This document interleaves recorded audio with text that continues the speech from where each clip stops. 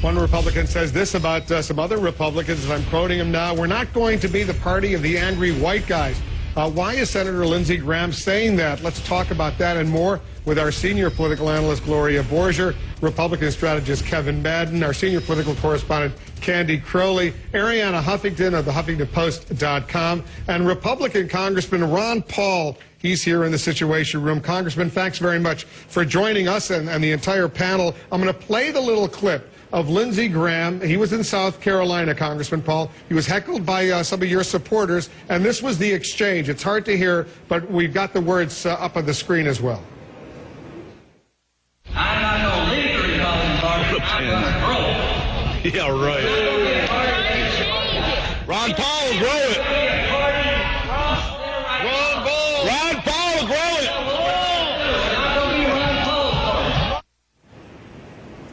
You got the gist of that, Congressman. He says he doesn't want to be the party of the. We're not going to be the Ron Paul party, was what he said at the very end. I wonder if you want to react to your colleague Lindsey Graham.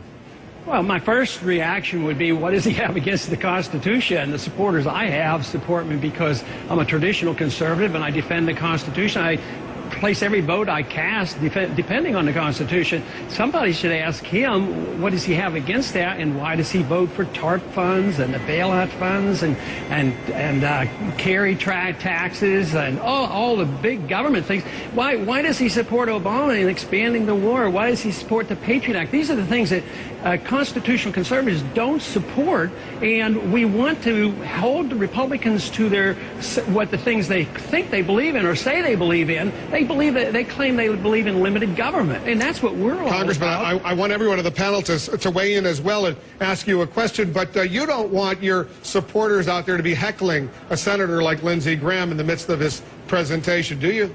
No, I think that goes against the grain, but for him to turn that in and say that everybody who's upset with the government and upset with his type of voting record are angry white people or white men, that is preposterous. That's a real insult. But let me tell you, if anybody comes to our rallies, and I continue to hold them, we get thousands of people out, and there's a lot of angry people there, but I'll tell you what, it's very diverse, and anybody who wants to challenge me to that should come to our rallies. But to try to paint our group into that corner is just wrong. But you're right. I think decorum is very important. I try to protect against that and urge not to participate in it. It's Gloria Borger here. Do you think you represent the Republican Party more than Lindsey Graham?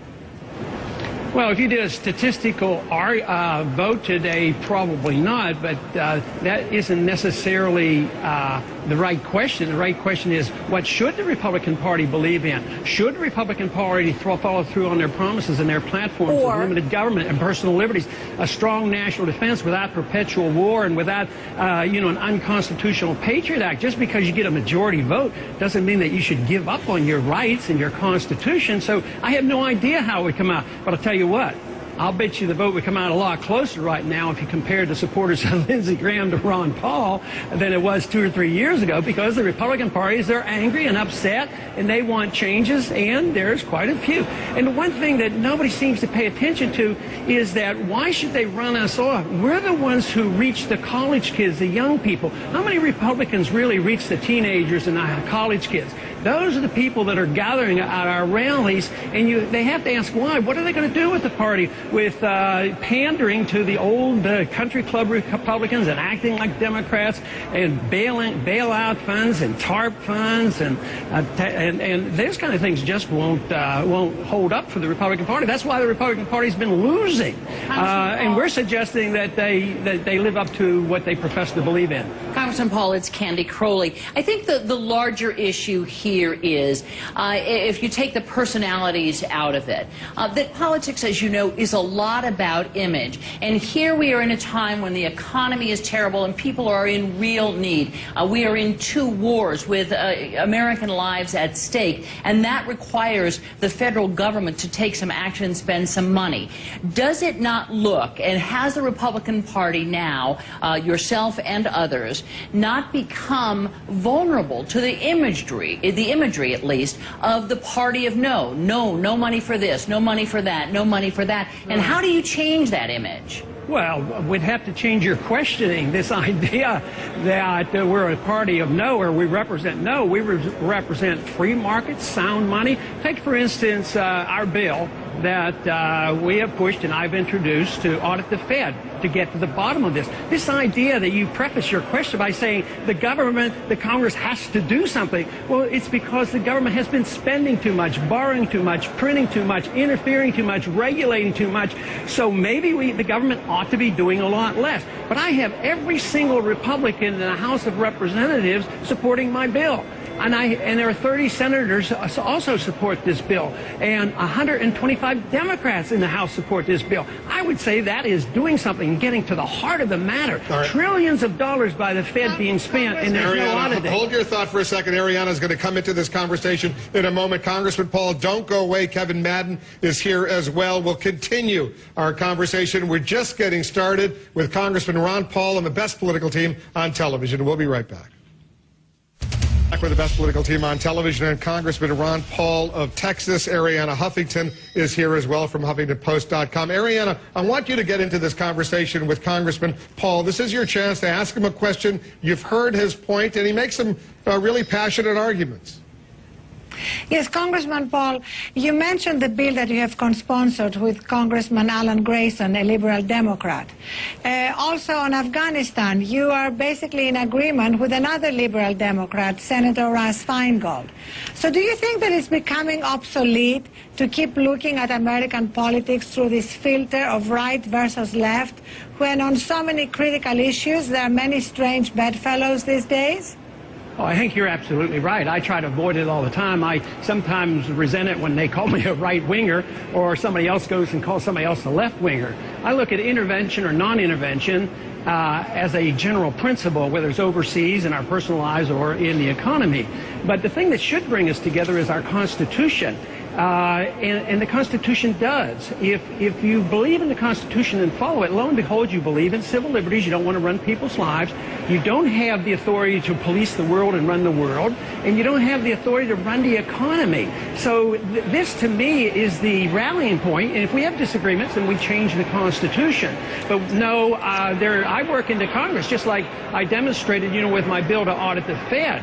Progressives and liberals and socialists and libertarians and conservatives all say, yes, we should have oversight. We should find out what they're doing. And we can bring together. Freedom brings people together as long as we're not judgmental and tell people how to run their lives or what their religious values ought to be. And we certainly don't need to be doing this around the world. And right now, I really am disturbed by the support that the Republicans give to Obama's war in Afghanistan. He wants to expand it, and people like Lindsey Graham are urging them on to do more and more. And we have no right to be there. We need to bring our troops home. We don't need that kind of operation. Kevin Madden's a Republican strategist. He's here, and he'd like to weigh in as well. Go ahead, Kevin. Well, Congressman, as a party, we always flourish when we talk about what we're for, and we talk about a more modernized agenda that we have for the American public. Don't you think that we need to do more to talk about what unifies us as a party and not talk about our limitations and what we disagree on in the party? Well, do you think you should maybe pass that message on over to Lindsey and say something about it? Because he hasn't exactly welcomed us in. In some places they do. They invite us in. And I think you're absolutely right. And that's why I'm such a strong defender of individual liberty and the Constitution, because it isn't a negative thing. It's very, very positive, and you find your answers, whether it's monetary policy or foreign policy or domestic policy. And I just think that that is an absolute good piece of advice that we should do.